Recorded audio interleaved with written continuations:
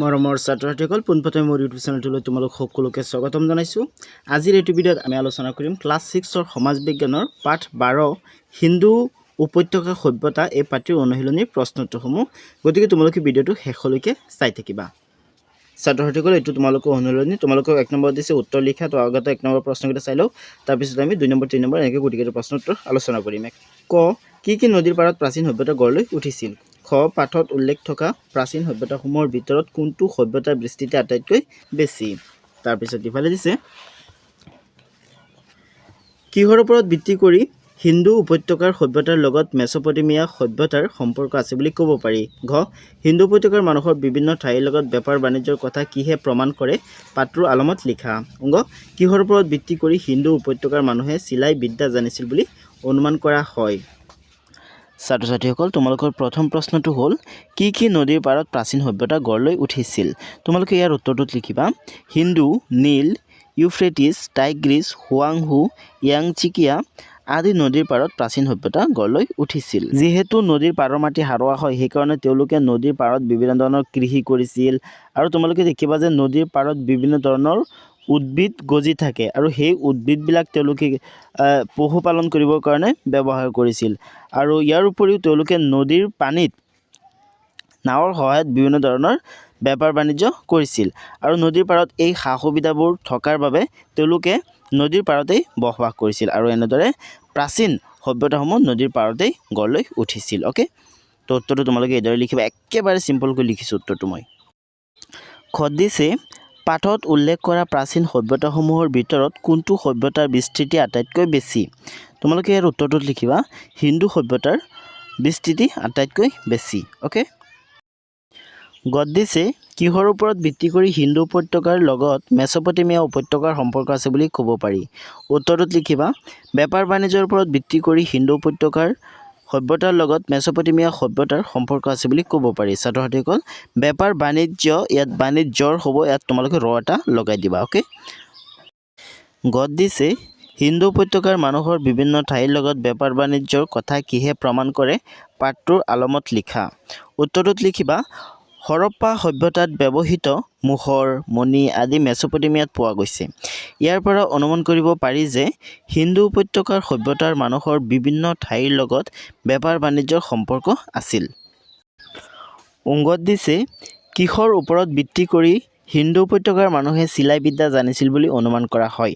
তোমালোকে ইয়াৰ উত্তৰত লিখিবা খনন কাৰ্যত উদ্ধাৰ হোৱা শিলত কটা মূৰ্তিৰ পোচাকসমূহৰ পৰা অনুমান কৰা হয় যে মানুহে সাজ পোছাক হিচাপে দুখন কাপোৰ ব্যৱহাৰ কৰিছিল। গাৰ ওপৰ অংশত এখন চাদৰ লৈছিল, তলৰ অংশত মানুহে আজিকালি ব্যৱহাৰ কৰা ধুতিৰ নিচিনা এবিধ বস্ত্ৰ ব্যৱহাৰ কৰিছিল। বেজী বুটামৰ আৱিষ্কাৰৰ পৰা অনুমান হয় যে সেই সময়ত মানুহে চিলাই বিদ্যাও ভালদৰে জানিছিল। ছাত্ৰ-ছাত্ৰীসকল তোমালোকক কুৱেশ্যন 2 দিছে পাঠত থকা মানচিত্ৰখন চাই তলৰ প্ৰশ্নসমূহৰ উত্তৰ দিয়া। তো ছাত্ৰ-ছাত্ৰীসকল এইটো মানচিত্ৰ চোৱা, তোমালোকক দিছে এইটো মানচিত্ৰ চাই যিকেইটা প্ৰশ্ন দিছে কুৱেশ্যন 2ত সেই কুৱেশ্যন কেইটাৰ প্ৰশ্নকেইটাৰ উত্তৰ দিবলৈ দিছে মানচিত্ৰখন চাই। তো আগতে প্ৰশ্নকেইটা পঢ়ি লওঁ। তো ক লোথাল আৰু কালিবাংগান বৰ্তমান কোন কোন ৰাজ্যত অৱস্থিত? খ সিন্ধু নদীয়ে চুই যোৱা ঠাইকেইখনৰ নাম উল্লেখ কৰা। গ বৰ্তমান পাকিস্তানৰ অন্তৰ্গত ঠাইকেইখনৰ নাম লিখা। ঘ জিলাম বৰ্তমান কোনখন দেশত? অংগ ৰূপাল বৰ্তমান ভাৰতৰ কোন ৰাজ্যৰ অন্তৰ্গত? ছাত্ৰ-ছাত্ৰীসকল এইকেইটা প্ৰশ্নৰ উত্তৰ মই লিখি থৈছোঁ। তো বলাগতে এইকেইটা প্ৰশ্নৰ উত্তৰ চাই লওঁ। ছাত্ৰ-ছাত্ৰীসকল 2 নম্বৰৰ প্ৰথম প্ৰশ্নটো হ'ল লোথাল আৰু কালিবাংগান বৰ্তমান কোন কোন ৰাজ্যত অৱস্থিত? তোমালোকে ইয়াৰ উত্তৰটোত লিখিবা লোথাল গুজৰাটত আৰু কালিবাংগান পাঞ্জাৱত। খত দিছে সিন্ধু নদীয়ে চুই যোৱা ঠাইডোখৰৰ নাম উল্লেখ কৰা। উত্তৰত লিখিবা হিমাচল, জম্মু আৰু কাশ্মীৰ। গত দিছে বৰ্তমান পাকিস্তানৰ অন্তৰ্গত ঠাইকেইখনৰ নাম লিখা। উত্তৰত লিখিবা পেছাৱাৰ, মুজাফৰনগৰ, ফাইছালাদ। ঘত দিছে জিলাম বৰ্তমান কোনখন দেশত? উত্তৰত লিখিবা পাকিস্তানত। অংগত দিছে ৰূপাৰ বৰ্তমান ভাৰতৰ কোন ৰাজ্যৰ অন্তৰ্গত? উত্তৰত লিখিবা পাঞ্জাৱ। ছাত্ৰ-ছাত্ৰীসকল এতিয়া কুৱেশ্যন 3ত চোৱা, তোমালোকক কুৱেশ্যন 3ত দিছে ক অংশৰ লগত খ অংশ মিলোৱা। এইটো হৈছে ক অংশ, এইটো হৈছে খ অংশ। ক অংশৰ লগত খ অংশ মিলাবলৈ দিছে। 1 নম্বৰত দিছে হিন্দু উপত্যকাৰ সভ্যতাৰ মানুহে তো চোৱাচোন এইফালে কোনটোৰ সৈতে মিলিব এইফালে মিলিব টুৰ সৈতে অৰ্থাৎ 1 2 ৰ সৈতে মিলিব হিন্দু উপত্যকাৰ সভ্যতাৰ মানুহে ইৰাকৰ লগত বেপাৰ বাণিজ্য কৰিছিল ওকে তো এইটোৰ সৈতে মিলিব 2 হিন্দু উপত্যকাৰ সভ্যতাৰ মুখৰবোৰ আছিল তিনিটোৰ সৈতে মিলিব চতুৰ্ভুজ গুৰণীয়া আৰু চুং আকৃতিৰ ওকে তো এইটোৰ সৈতে মিলাবা তোমালোকে কাঠ পেঞ্চিল ব্যৱহাৰ কৰিবা 3 দিছে হিন্দু উপত্যকাৰ মানুহে বস্তু কঢ়িয়াবলৈ এইটো 5ৰ সৈতে মিলিব উঠ আৰু গাদ ৰাখিছিল হিন্দু উপত্যকাৰ মানুহে বস্তু কঢ়িয়াবলৈ উঠ আৰু গাদ ৰাখিছিল 4 হিন্দু উপত্যকাৰ সভ্যতাৰ বৰালবোৰ ব্যৱহাৰ কৰা হৈছিল এইটো 1ৰ সৈতে মিলিব শস্য ৰাখিবৰ বাবে ওকে তো এইটো ধুনীয়াকৈ মিলাবা ইয়াত একেবাৰে জেগা কমকৈ দিছে বাট তোমালোকে ধুনীয়াকৈ মিলাব লাগিব উল্টা পাল্টা নকৰিবা ঠিক আছে 5ত দিছে হিন্দু উপত্যকাৰ সমসাময়িক সভ্যতা মেছোপটেমিয়া সভ্যতা ওকে এতিয়া তোমালোকে 4ত চোৱা 4ত দিছে দলগত কাৰ্য তোমাৰ অঞ্চলত পুৰা মাটিৰে কি কি সামগ্ৰী তৈয়াৰ কৰে তাৰ এখন তালিকা প্ৰস্তুত কৰা তো ছাত্ৰ-ছাত্ৰীসকল এটো দলগত কাৰ্য তোমালোকে দলত আলোচনা কৰি এটো প্ৰশ্ন উত্তৰ তোমালোকে নিজে নিজে লিখিবা ওকে 5ত দিছে শুদ্ধ উত্তৰটোত ৰাইট চিন দিয়া ক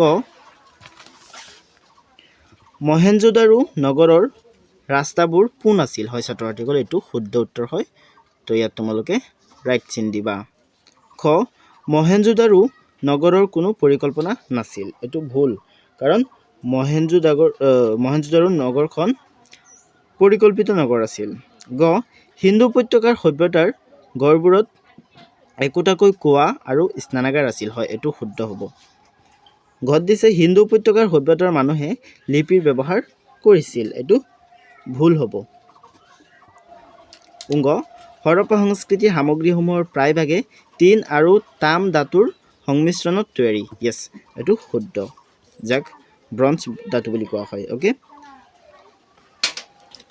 তো এতিয়া বলা 6 7 আৰু 8 এই প্ৰশ্নকেইটাৰ উত্তৰ আলোচনা কৰোঁ তোমালোকক 6ত দিছে হিন্দু উপত্যকাৰ সভ্যতাৰ নগৰ পৰিকল্পনাৰ বিষয়ে লিখা উত্তৰত লিখিবা হিন্দু উপত্যকা সভ্যতাৰ নগৰ পৰিকল্পনা অতি সুচিন্তিত আছিল বুলি ক'ব পাৰি হিন্দু নদীৰ উপত্যকাৰ চহৰ মহেঞ্জোদাৰোৰ ৰাজ আলিবোৰ আহল বহল আছিল পোন আৰু বহল আলিবাটবিলাক সমান্তৰালভাৱে নগৰৰ এমূৰৰ পৰা আনমূৰলৈ বিস্তৃত হৈ আছিল এই আলিবাটবিলাকে লম্বভাৱে কটাকটি কৰি নগৰখনক কেইবাটাও সমান ভাগত ভাগ কৰিছিল ৰাস্তাৰ চুকবোৰ ধেনুবিৰীয়া আছিল যাতে বস্তু কঢ়িয়াই নিয়া গধুৰ যান-বাহনবোৰ সহজতে চলাচল কৰিব পাৰে ডাঙৰ ৰাজ আলিবিলাকৰ দাঁতিত অট্টালিকাবোৰে সৌন্দৰ্য বৰ্ধন কৰিছিল গড়বোৰ ইটা আৰু বোকা মাটিৰ সহায়ত নিৰ্মাণ কৰা হৈছিল তো তোমালোকে উত্তৰটো এইদৰে লিখিবা এইটো প্ৰশ্ন উত্তৰ অলপ লঙেই হয় বাট তোমালোকে এইদৰে লিখিব লাগিব 7ত দিছে হৰপ্পা সংস্কৃতিৰ মানুহে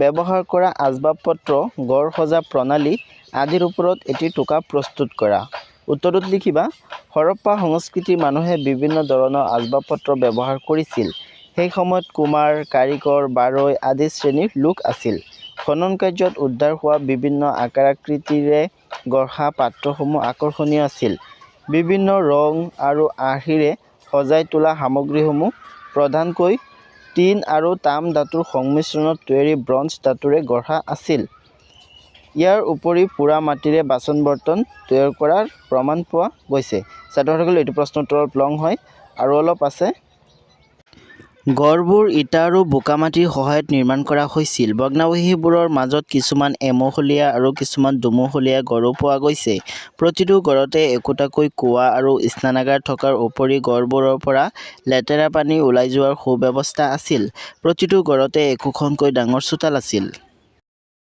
8ত দিছে হৰপ্পা সংস্কৃতিৰ মানুহৰ জীৱিকা নিৰ্বাহৰ মূল উৎস কি আছিল তালিকা বনোৱা উত্তৰত লিখিবা হৰপ্পা সংস্কৃতিৰ কিছু মানুহে কৃষি কৰ্ম কৰি জীৱিকা নিৰ্বাহ কৰিছিল সেই সময়ত কৃষকসকলে গেহু বাৰ্লি মটৰ মাহ আদিৰ উপৰি সৰিয়হ কপাহ আদিৰ খেতি কৰিছিল সেই সময়ৰ বহুতো আকৌ পশু পালন কৰিও পেট প্ৰৱৰ্তাইছিল গৰু মহ ছাগলী ভেড়া গাহৰি আদি পালন কৰিছিল কুকুৰ আৰু মেকুৰীও পুহিছিল তাৰ উপৰি বস্তু কঢ়িয়াবলৈ উট আৰু গাধ ৰাখিছিল।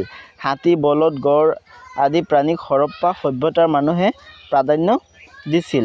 হৰপ্পা সংস্কৃতিৰ বহু লোকে গড় সাজি, ইটা আদি তৈয়াৰ কৰি, বাচন বৰ্তন প্ৰস্তুত কৰি, অলংকাৰ আদি গঢ়ি আৰু কাপোৰ বৈও জীৱিকা নিৰ্বাহ কৰিছিল।